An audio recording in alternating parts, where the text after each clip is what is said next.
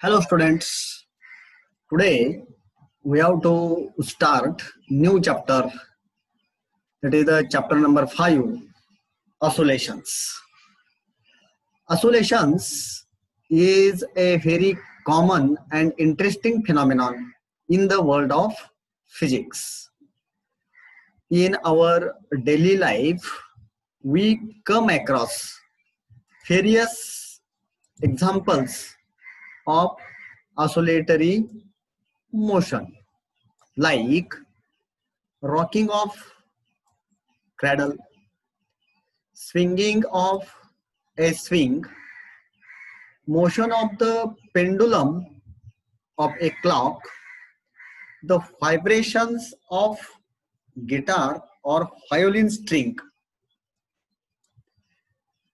up and down motion of the needle of swing machine, motion of the prongs of a vibrating tuning fork, oscillations of a spring, etc. Here, in these cases, the motion repeated after certain interval of time is a periodic motion. Here, such type of motions are the oscillatory motions. तर विद्यार्थी मित्रांनो, आज आपण physics या विषयातील एक नवीन प्रकरण सुरू करणार आहोत. ते म्हणजे प्रकरण क्रमांक 5, ऑसिलेशन्स. आपल्याला दैनंदिन जीवनामध्ये अनेक प्रकारच्या गती आढळून येतात. त्यापैकी काही गती ह्या अशा आहेत. रॉकिंग ऑफ क्रॅडल म्हणजे लहान पाळण्याची गती, लहान मुलांचा जो पाळणा असतो त्या पाळण्याची गती. स्विंगिंग ऑफ ए स्विंग म्हणजे जो झोपाळा आहे त्या झोपाळ्याचे झोके किंवा झोपाळ्याची गती. Motion of pendulum of a clock, भिंतीवरती जे घड्याळ असते त्या घड्याळामधील जो दोलक असतो पेंडुलम, त्या पेंडुलमची गती. गिटार किंवा व्हायोलिनची जी स्ट्रिंग असते, जी तार असते त्या तारेची जी व्हायब्रेशन्स किंवा कंपन गती. त्यानंतर शिलाई मशीन ची जी निडल असते, शिलाई मशीनची जी सुई असते त्या सुईची अप अँड डाऊन असणारी मोशन, वर खाली जे मोशन असते ती motion. Motion of the prongs of tuning fork, tuning fork ची मोशन. म्हणजे हे अशा प्रकारे हा ट्युनिंग फोर्क आहे आणि ह्या ट्युनिंग फोर्कचा हा एक प्रॉंग आहे, हा दुसरा प्रॉंग. हे प्रॉंग्स अशा प्रकारे व्हायब्रेट्स होतात. हे प्रॉंग अशा प्रकारे व्हायब्रेट होतील. टू अँड फ्रो. तर हे जे प्रॉंग्स आहेत ह्या प्रॉंगची मोशन. ऑसिलेशन्स ऑफ स्प्रिंग, समजा हे एक रिजिड सपोर्ट आहे, रिजिड सपोर्टला अशा प्रकारे स्प्रिंग सस्पेंड केलेले आहे आणि या स्प्रिंगला आपण अशा प्रकारे एक वजन अटॅच केलेले आहे. मग हे वजन जर आपण असे खाली खेचले आणि सोडून दिले तर हा जो वजन आहे, हा जो ब्लॉक आहे, तो ब्लॉक अशा प्रकारे up and down, up and down अशी मोशन तो काय करेल, परफॉर्म करेल. तर ही मोशन. तर अशा प्रकारच्या वेगळ्या वेगळ्या मोशन्स आपल्या दैनंदिन जीवनात आपल्याला आढळून येत असतात. तर अशा प्रकारच्या ज्या मोशन्स आहेत त्या मोशन्सना ऑसिलेटरी मोशन्स असे म्हणतात. पाळण्याची गती, झोपाळ्याची गती, पेंडुलम घड्याळाचा जो पेंडुलम असतो त्याची गती, गिटार किंवा व्हायोलिनची जी तार असते त्या तारेची कंपन गती, शिलाई मशीनच्या सुईची वर खाली होणारी गती, ट्युनिंग फोर्कच्या फ्रॉंगची गती आणि स्प्रिंगची गती. स्प्रिंगच्या एका टोकाला आपण वजन लावले, एक ठोकळा लावला आणि तो जर खाली ओढून परत सोडून दिला तर त्याची जी गती आहे ती गती, ह्या सर्व गती आहेत यांना आपण ऑसिलेटरी मोशन्स असे म्हणतात. In these cases, the motion repeated after a certain interval of time is a periodic motion. तर ह्या सर्व मोशन्स मध्ये ज्या मोशन्स ठराविक कालावधीनंतर परत परत घडून येतात त्या सगळ्या मोशन म्हणजे पिरियडिक मोशन असतात. Here the motion of an object is mostly to and fro or up and down. आता आपण ज्या पाहिलेल्या मोशन्स आहेत त्या सगळ्या मोशन मध्ये असणाऱ्या मोशन ह्या दोनच प्रकारच्या असतील. बहुतेकदा या मोशन्स टू अँड फ्रो या प्रकारातील असतील. टू अँड फ्रो म्हणजे मागे आणि पुढे, किंवा अप अँड डाऊन म्हणजे वर आणि खाली. तर यातील रॉकिंग ऑफ क्रॅडल म्हणजे पाळण्याची गती, पाळणा, ही टू अँड फ्रो मोशन आहे, मागे पुढे पाळणा होत असतो. त्यानंतर स्विंगिंग ऑफ स्विंग, झोपाळ्याची गती कशी असते, it is also to and fro motion, मागे पुढे होणारी मोशन आहे. पेंडुलम ऑफ द क्लॉक, घड्याळामधील दोलकाची गती ही सुद्धा मागे पुढे होणारी गती आहे, म्हणजे टू अँड फ्रो. त्यानंतर व्हायब्रेशन्स ऑफ गिटार और व्हायोलिन, याच्यामध्ये ही सुद्धा मोशन कशी आहे, टू अँड फ्रो किंवा अप अँड डाऊन या गटामध्ये मोडणारी आहे. त्यानंतर सिलाई मशीनच्या निडलचे मोशन ही सुद्धा अप अँड डाऊन मोशन आहे, up and down motion. Motion of the prongs of tuning fork ही टू अँड फ्रो म्हणजे मागे आणि पुढे होणारी मोशन आहे. आणि ऑसिलेशन्स ऑफ स्प्रिंग ही अप अँड डाऊन मोशन आहे. अशा प्रकारे हे अप अँड डाऊन मोशन. तर ह्या ज्या सगळ्या मोशन्स आहेत ऑसिलेटरी मोशन मध्ये ह्या दोन प्रकारच्या मोशन्स असतील, टू अँड फ्रो मोशन किंवा up and down motion. Oscillatory motion is a periodic motion. All oscillatory motions are periodic motions. In this chapter, we shall see the displacement, velocity, and acceleration for this oscillatory motion that can be represented by sine and cosine functions. तर या chapter मध्ये आपण हे जे oscillatory motion आहे त्या oscillatory मोशनचे displacement, velocity आणि acceleration हे पाहणार आहोत. आणि ही डिस्प्लेसमेंट, व्हेलॉसिटी आणि ऍक्सेलरेशन हे साइन आणि कोसाइन फंक्शन मध्ये रिप्रेझेंट केलेले आहेत. These functions are known as harmonic functions. The sine functions, sine and cosine functions are called as the harmonic functions. Therefore, an oscillatory motion obeying such functions is called harmonic motion. Why oscillatory motion is called harmonic motion?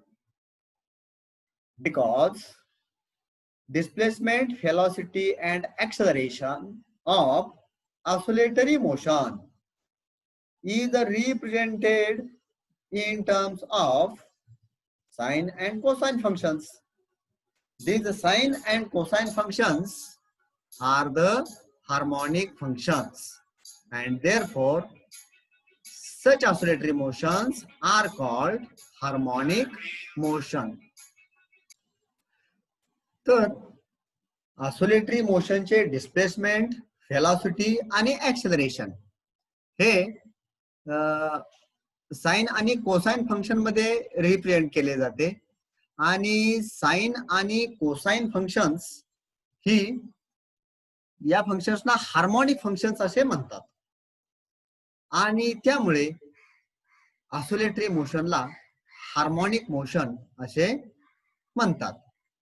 Here, after studying this chapter, you will be able to understand the use of appropriate terminology to describe oscillations.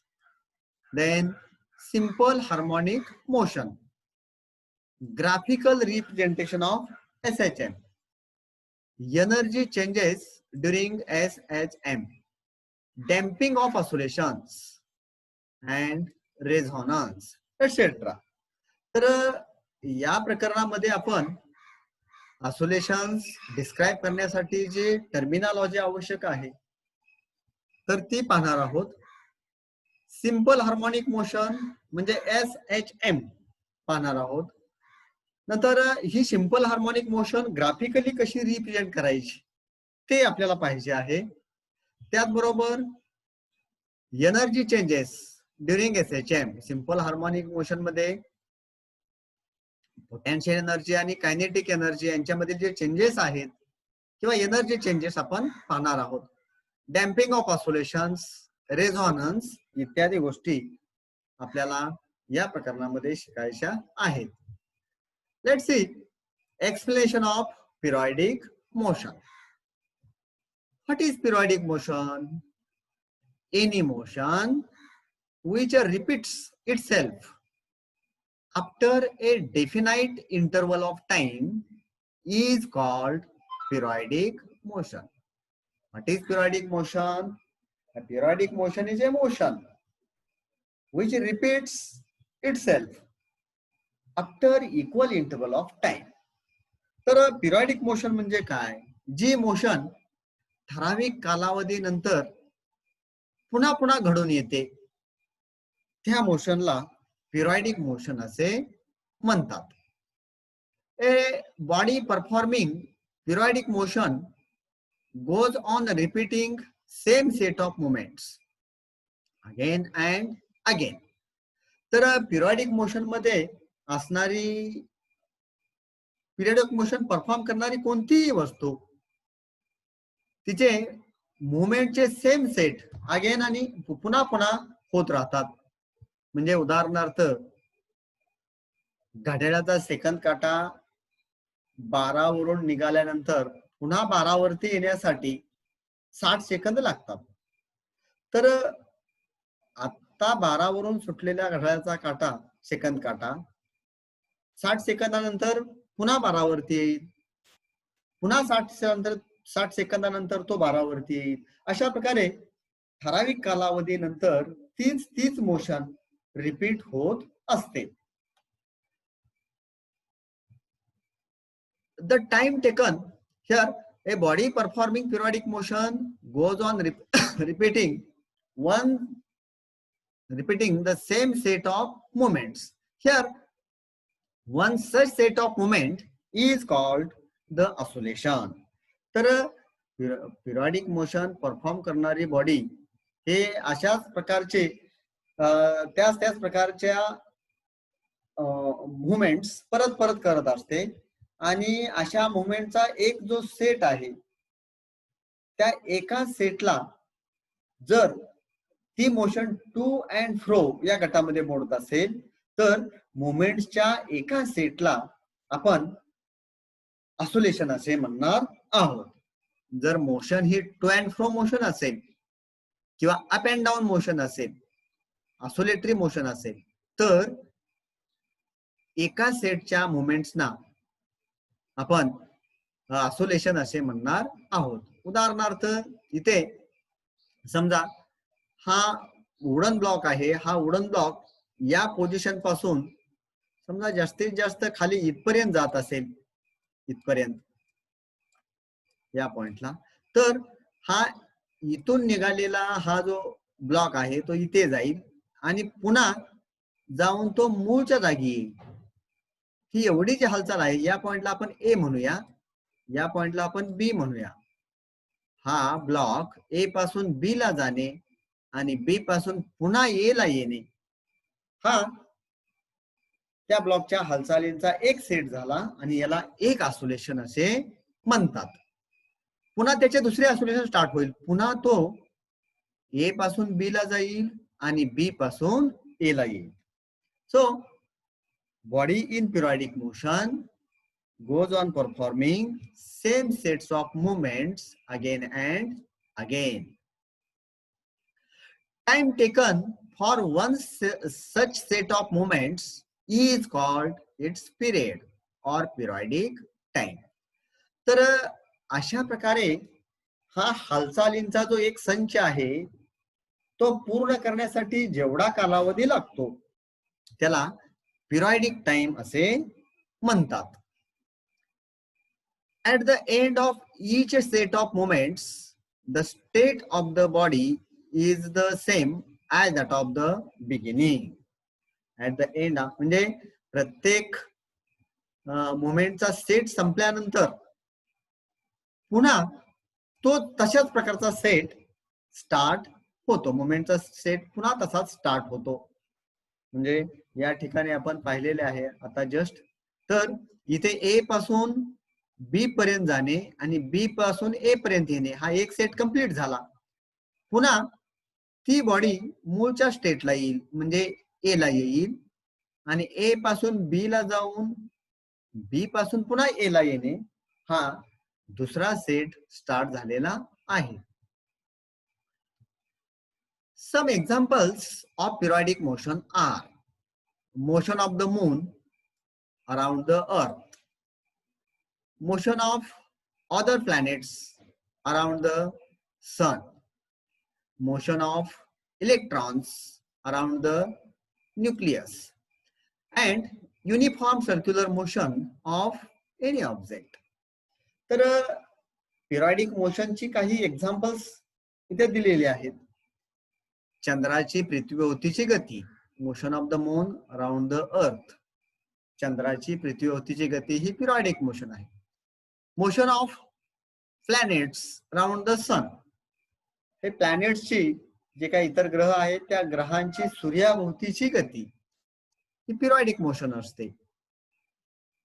Motion of electrons around the nucleus, atom मधील अणूमधील केंद्रकाभोवती फिरणारे जे electrons आहेत त्या इलेक्ट्रॉनची motion ही सुद्धा periodic motion असते.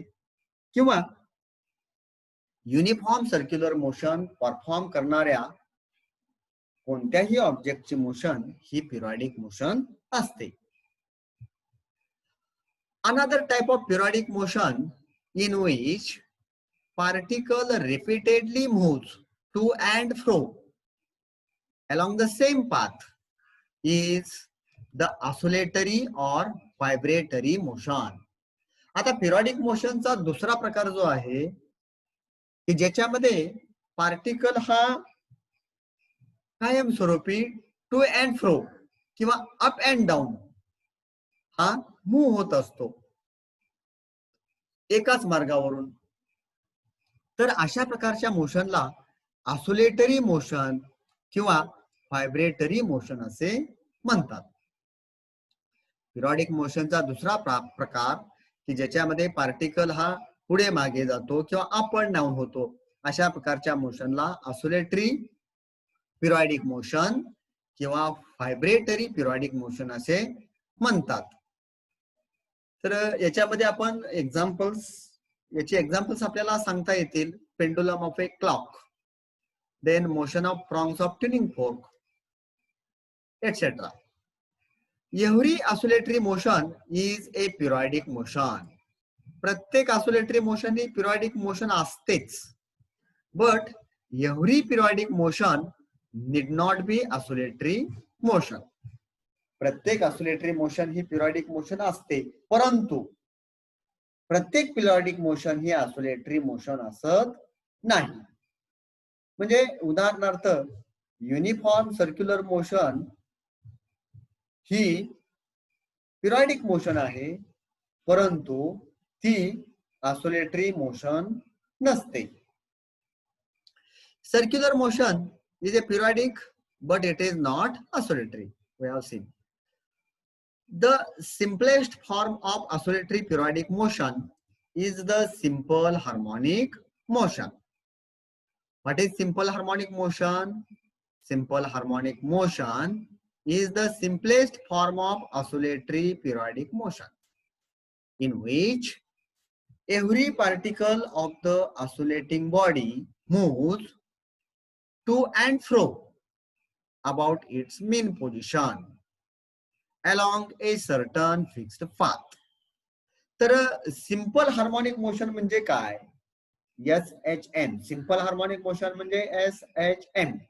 तर सिंपल हार्मोनिक मोशन म्हणजे ही अतिशय साध्या प्रकारची ऑसिलेटरी पिरियडिक मोशन असते की जिच्यामध्ये ऑसिलेट होणारी बॉडी ही ठराविक मार्गावरून ऑसिलेटिंग होणारी बॉडी ही मीन पोझिशनच्या भोवती ठराविक मार्गावरून सातत्याने ऑसिलेट होत असते, मागे पुढे जात असते.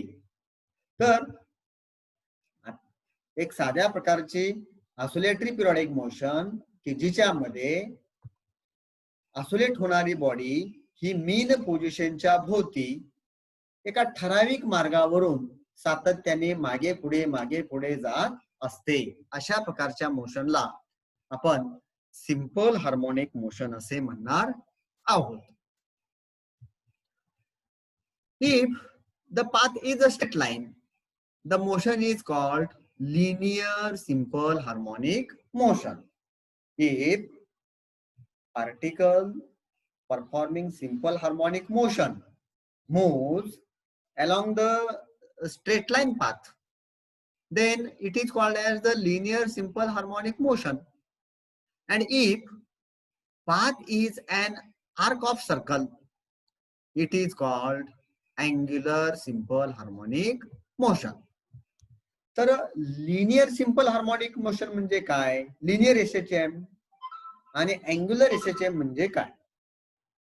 तर सिंपल हार्मोनिक मोशन परफॉर्म करणारा पार्टिकल जर सरळ रेषेवरून मागे पुढे जात असेल, त्याची मोशन ही सरळ रेषेवरती असेल, तर त्या मोशनला आपण लिनियर सिंपल हार्मोनिक मोशन असे म्हणणार आहोत, लिनियर SHM.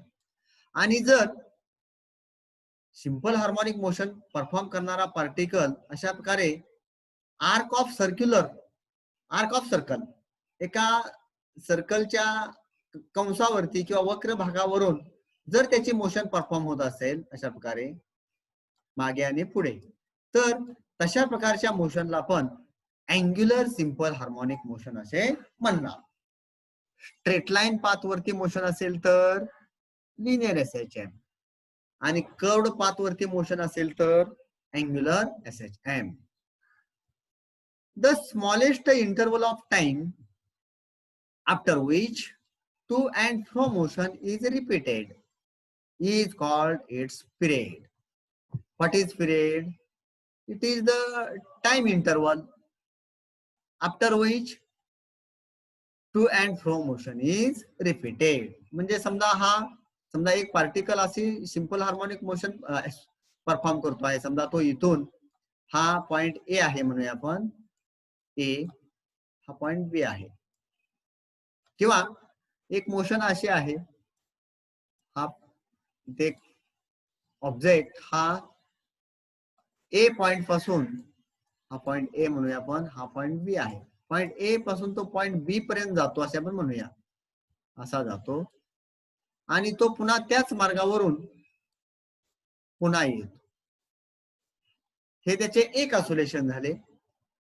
तर हे एक ऑसिलेशन पूर्ण करण्यासाठी time taken to complete one oscillation is also called the periodic time T, किंवा time interval after which to and fro motion is repeated is called its period. तर आता हा पार्टिकल ए पासून बी ला गेला आणि बी पासून ए ला आला, एवढ्या हालचालींसाठी लागलेला जो वेळ आहे त्या वेळेला पिरियड असे म्हणतात, ऑसिलेशनचा पिरियड. त्यानंतर हा पार्टिकल इथून परत त्याचे मोशन रिपीट होणार आहे. तर to and fro motion perform करताना the smallest interval of time after which to and fro motion is repeated is called period. The number of oscillations completed per unit time is called frequency. आता ए पासून बी ला जाणे आणि बी पासून पुन्हा ए ला येणे म्हणजे एक ऑसिलेशन. मग युनिट टाइम मध्ये, म्हणजे टाइमचे युनिट आपण जर सेकंद म्हटले तर युनिट टाइम मध्ये जेवढे ऑसिलेशन्स होतात त्याला फ्रिक्वेन्सी, पिरियडिक मोशनची फ्रिक्वेन्सी असे म्हणतात. किंवा एकक कालावधीमध्ये होणाऱ्या ऑसिलेशन्सला, थोडक्यात आपल्याला असे म्हणता येईल एका सेकंदामध्ये होणाऱ्या ऑसिलेशन्सना पिरियडिक मोशनची फ्रिक्वेन्सी असे म्हणतात. समजा एक युनिट टाइम मध्ये एका सेकंदामध्ये 15 ऑसिलेशन झाली याची, तर याची फ्रिक्वेन्सी आपल्याला 15 हर्ट्झ किंवा 15 ऑसिलेशन्स पर सेकंद असे म्हणता येईल. Let's see linear simple harmonic motion. What is linear SHM? Place a rectangular block on smooth frictionless horizontal surface. Suppose this is a rectangular block and this rectangular block is placed on this smooth frictionless horizontal surface. तर हा एक rectangular block आहे आणि तो अगदी गुळगुळीत म्हणजे अजिबात फ्रिक्शन नसणाऱ्या ह्या हॉरिझॉन्टल सरफेस वरती ठेवलेला आहे. Here this is a spring and one end of the spring is attached to this block. इथे ह्या एक स्प्रिंग आहे आणि स्प्रिंगचे एक टोक ह्या ब्लॉकला या ठिकाणी अटॅच केलेले आहे. Another end of the block, another end of the spring is attached to this rigid support.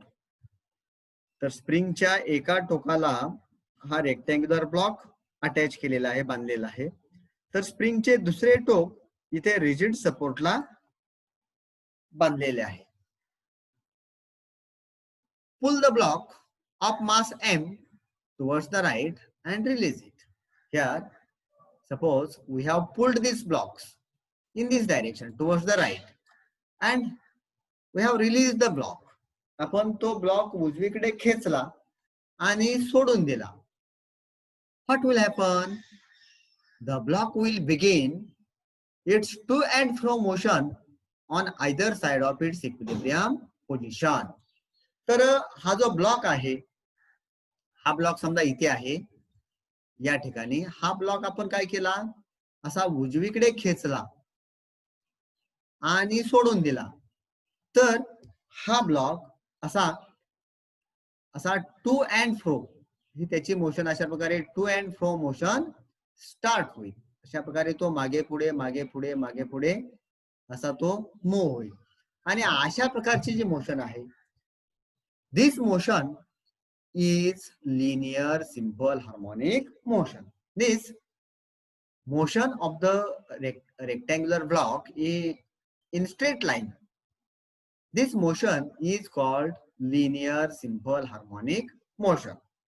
Here, this position of the block in which this spring does not exert any force on the block is the equilibrium position of the block. आता या ठिकाणी ही जी position आहे ब्लॉकची, ही जी position आहे या पोझिशनला equilibrium position असे म्हणतात. आणि या पोझिशन मध्ये ही स्प्रिंग या ब्लॉक वरती कोणत्याही प्रकारचा फोर्स अप्लाय करत नाही. Force acting on this block, force exerted by the spring on the block is zero. इथे हा फोर्स झिरो दाखवलेला आहे. स्प्रिंग या ठोकळ्यावरती कोणताही फोर्स अप्लाय करत नाही. If the block is displaced towards right from its equilibrium position, the force exerted by the spring on the block is directed towards left. जर ही equilibrium position आहे, या आकृतीमध्ये मध्ये दाखवलेली ही इक्विलिब्रियम पोझिशन आहे. त्या इक्विलिब्रियम पोझिशन मध्ये असलेल्या ठोकळ्यावरती आपण उजवीकडच्या दिशेने फोर्स अप्लाय केला. आपण हा ठोकळा उजवीकडे खेचला. as like this. If we pull the block towards the right, then what happens? Here, if the block is displaced towards the right from its equilibrium position, the force exerted by the spring on the block is directed towards left. जर ठोकळा आपण उजवीकडे खेचला तर ही जी spring आहे ती spring या ठोकळ्यावरती लेफ्टच्या डायरेक्शनने force apply करते. ही स्प्रिंग या ठोकळ्याला या दिशेने फोर्स अप्लाय करेल. On account of elastic properties, spring tends to regain its original shape and size, and therefore it exerts a restoring force on the block.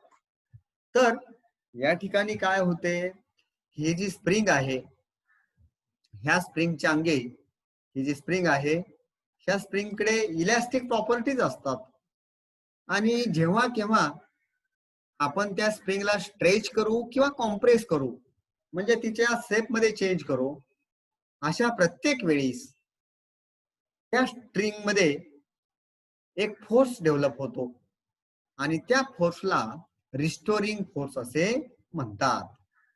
ह्या restoring force मुळेच ती string आपल्या मूळच्या जागी येते, तिची मूळची पोझिशन रिस्टोर करते. तर this is responsible to bring it back to the original position. Due to this restoring force developed in the spring, the spring restores its original position. त्या स्प्रिंग मध्ये रिस्टोरिंग फोर्स डेव्हलप होत असल्यामुळे ती spring आपली मूळची स्थिती, मूळची position प्राप्त करते.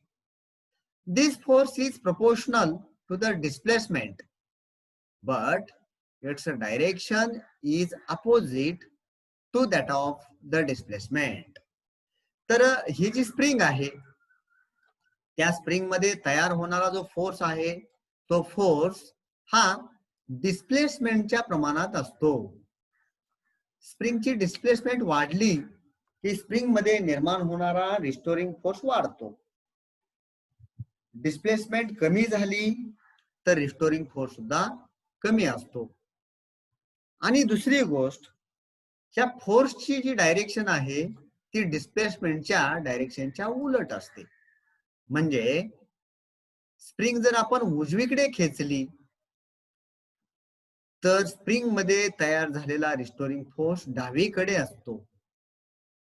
स्प्रिंग जर आपण डावीकडे कॉम्प्रेस केली तर तिच्यामध्ये तयार होणारा जो रिस्टोरिंग फोर्स आहे तो उजवीकडच्या दिशेने असतो. तर रिस्टोरिंग फोर्सच्या बाबतीत दोन गोष्टी कोणत्या सांगितल्या? Force, restoring force directly proportional to displacement, and second one, direction of the restoring force is opposite to that of the direction of displacement. If x is the displacement, the restoring force F is given by F is equal to minus kx.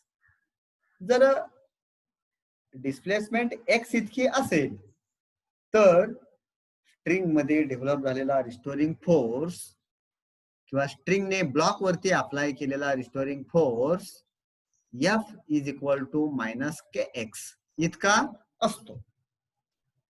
Here this k is a constant which depends upon elastic property of the spring. आता F is equal to minus kx या relation मध्ये जो k आहे त्या k हा constant असतो आणि तो कॉन्स्टंट k त्या स्प्रिंगच्या इलॅस्टिक प्रॉपर्टीज वरती अवलंबून असतो. This constant k is called force constant. हा जो F is equal to minus kx या सूत्रामध्ये जो k आहे त्या कॉन्स्टंट k ला फोर्स कॉन्स्टंट असे म्हणतात. The negative sign indicates that the force and displacement are oppositely directed. This negative sign indicates that this force and displacement are oppositely directed. तर इथे पहा हा फोर्सची डायरेक्शन ही अशी दाखवलेली आहे आणि डिस्प्लेसमेंटची ब्लॉकच्या डिस्प्लेसमेंटची डायरेक्शन ही अशी आहे. These are opposite. If the block is displaced towards the left from equilibrium position, इथे ह्या तिसऱ्या आकृतीमध्ये दाखवल्याप्रमाणे if we displace the block towards the left as like this, the force exerted by the spring on the block is directed towards the right.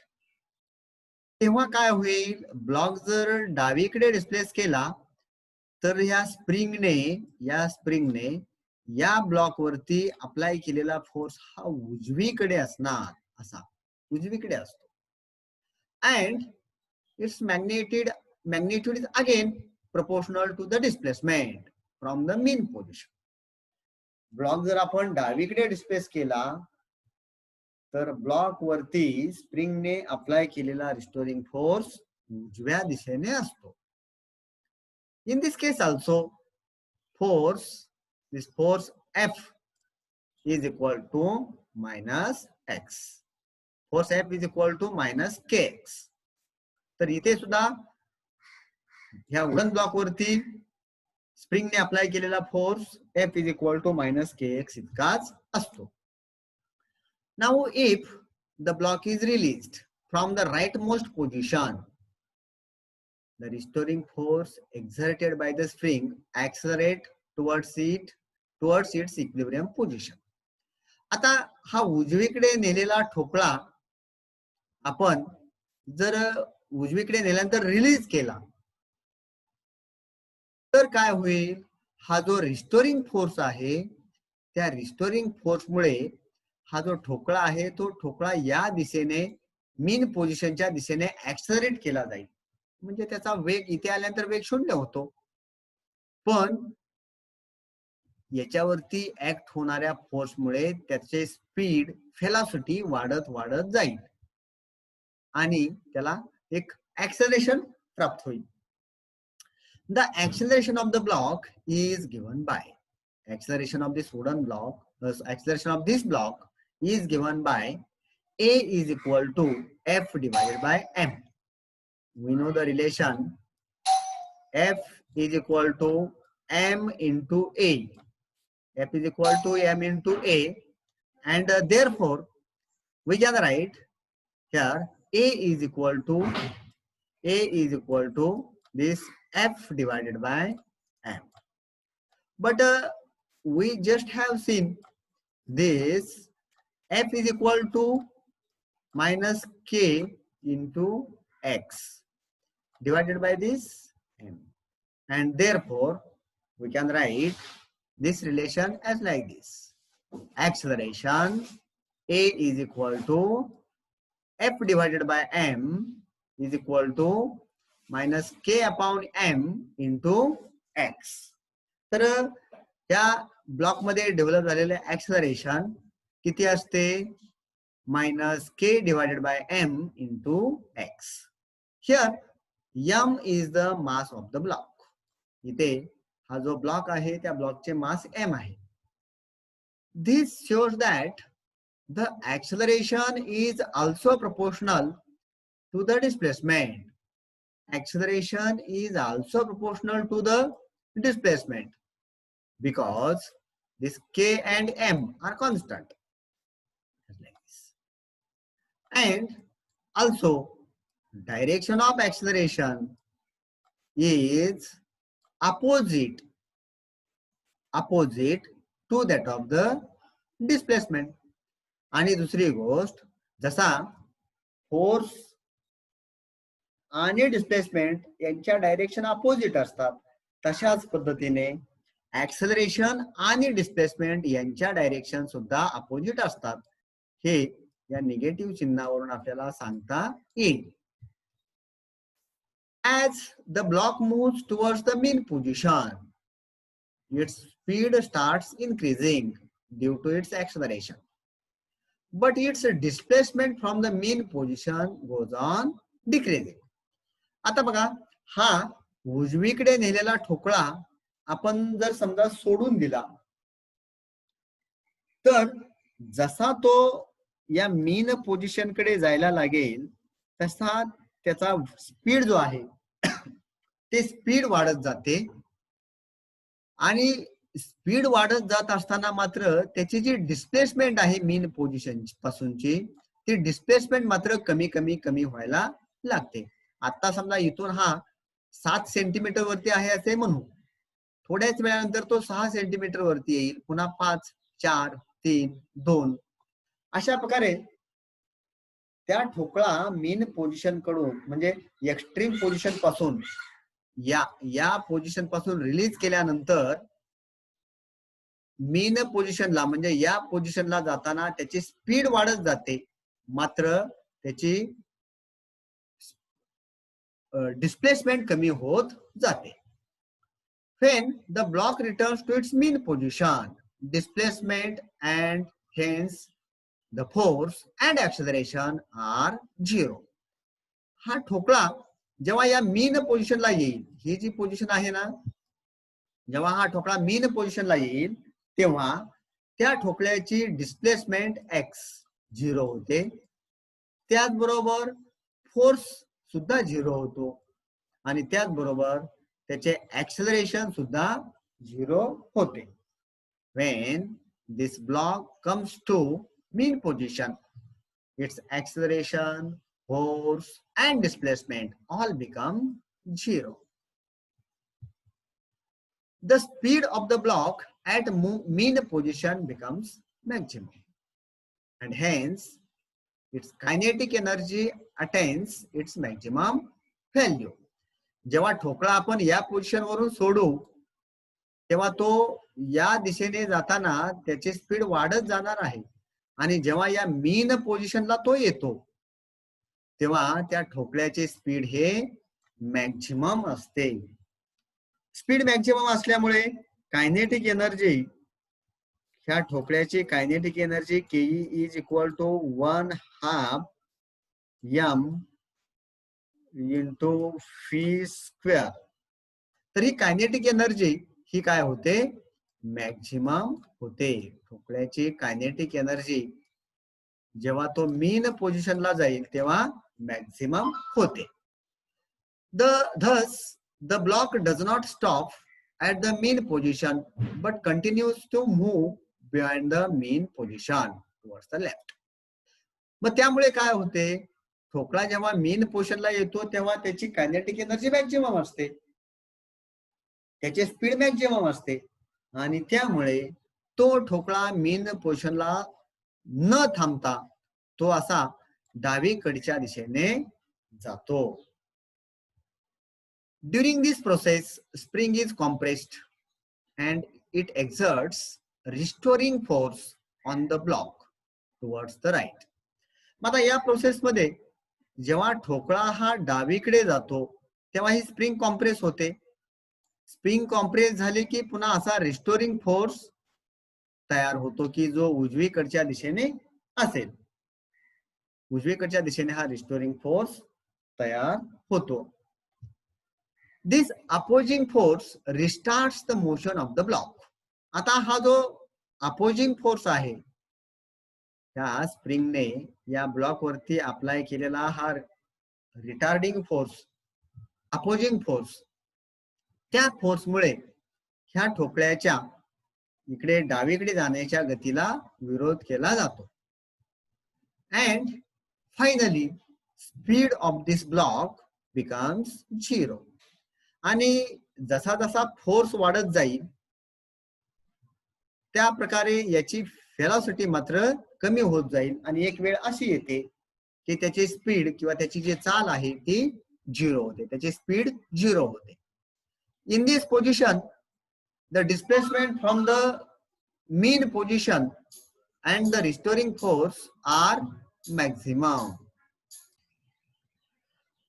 So in this position, displacement from the mean position and restoring force are maximum.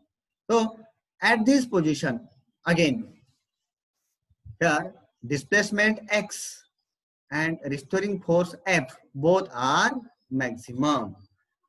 तर जेव्हा हा block extreme लेफ्टला जाईल तेव्हा त्याची displacement ही maximum होते, त्याच्यावरती act होणारा force maximum असतो, पण त्याच वेळी त्याची व्हेलॉसिटी मात्र 0 असते आणि कायनेटिक एनर्जी सुद्धा 0 असते. This force now accelerate the block towards the right, towards the equilibrium position. आता याच्यावरती ऍक्ट होणारा हा जो मॅक्झिमम फोर्स आहे, याच्यामुळे हा ब्लॉक हा राईटला म्हणजे मीन पोझिशनच्या दिशेने, इक्विलिब्रियम पोझिशनच्या दिशेने ऍक्सिलरेट केला जाईल. त्याचा वेग परत या दिशेने वाढत जातो. This process goes on repeating that causes the block to oscillate on either side of its equilibrium position.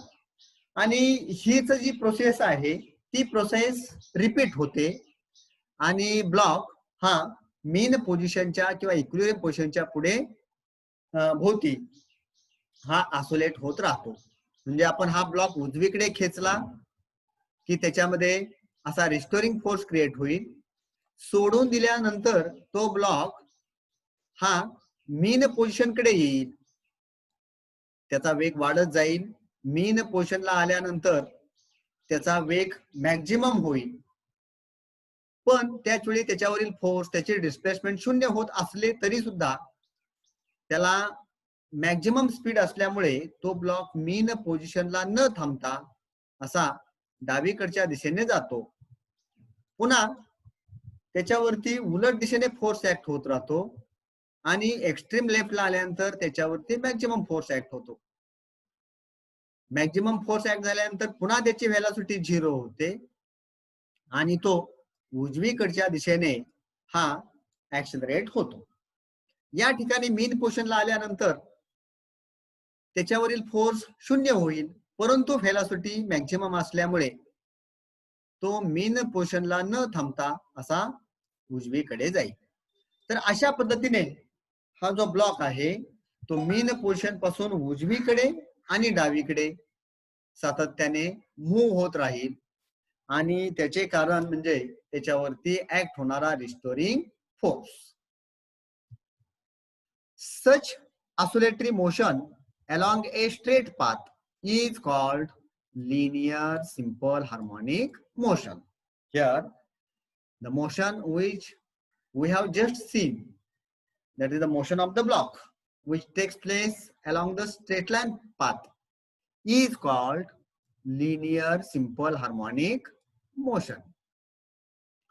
Linear simple harmonic motion is defined as the linear periodic motion of a body in which force or acceleration is always directed towards the mean position and its magnitude is proportional to the displacement from the mean position. So what is the definition of linear SHM? Linear SHM or linear simple harmonic motion is defined as the linear periodic motion of a body in which force or acceleration is always directed towards the mean position and its magnitude is proportional to the displacement from the mean position. तर linear simple harmonic motion म्हणजेच काय असते? Linear simple harmonic motion म्हणजे linear periodic motion की जिच्यामध्ये force आणि acceleration हे कायमच मीन पोझिशनच्या दिशेने असतात आणि फोर्स आणि ऍक्सिलरेशनचे मॅग्निट्यूड हे डिस्प्लेसमेंटच्या प्रमाणात बदलते. फोर्स आणि ऍक्सिलरेशनचे मॅग्निट्यूड मीन पोझिशन पासून असलेल्या डिस्प्लेसमेंटच्या प्रमाणात बदलते. So this is about the linear simple harmonic motion. Thank you.